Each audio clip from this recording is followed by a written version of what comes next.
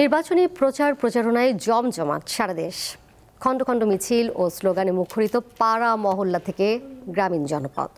প্রতিদ্বন্দ্বী প্রার্থীরা ভোটারদের আশ্বস্ত করতে দিচ্ছেন নানান প্রতিশ্রুতি। চট্টগ্রামকে লজিস্টিক হাব হিসেবে গড়ে তোলা হবে বলে জানিয়েছেন চট্টগ্রাম 11 আসনের প্রার্থী আমির খসরু মাহমুদ চৌধুরী। সোমবার সকালে চট্টগ্রাম নগরীর পশ্চিম নিমতলা এলাকায় নির্বাচনী প্রচারণা চলাকালে দলীয় নেতাকর্মীদের উদ্দেশ্যে এসব কথা বলেন তিনি। এটা হবে ট্রেডিং পোস্ট বাংলাদেশের জন্য না, পুরা দক্ষিণ এশিয়ার এই সমস্ত উত্তর পূর্ব এশিয়া আশেপাশের দেশ যেগুলো আছে সবগুলোর সাথে আমাদের এখান থেকে ব্যবসা হবে ইনশাআল্লাহ। এটা লজিস্টিক সেন্টার হবে, চট্টগ্রাম এয়ারপোর্ট হবে, এটাও কিন্তু একটা হাব হবে।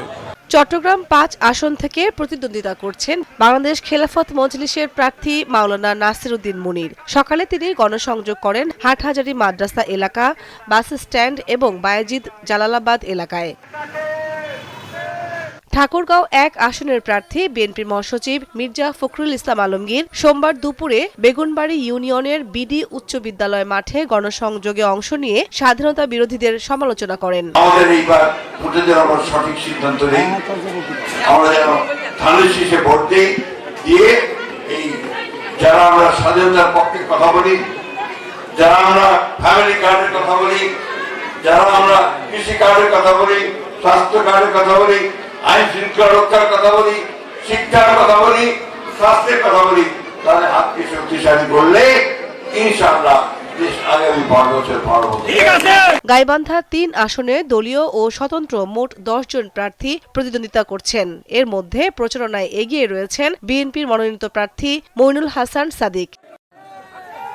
নিজ নির্বাচনী এলাকার ভোটারদের দ্বারে দ্বারে যাচ্ছেন এনসিপির উত্তরাঞ্চলের মুখ্য সংগঠক ও পঞ্চগড় 1 আসনের প্রার্থী সার্জিস আলম। এ সময় জোটের পক্ষে শাপলাকলিতে ভোট চান তিনি।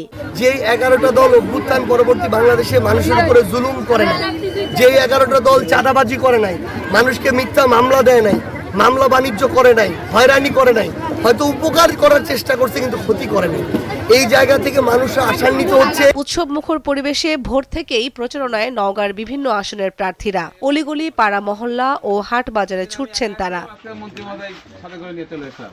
কামরুন নাহার, দীপ্ত, বার্তা কক্ষ।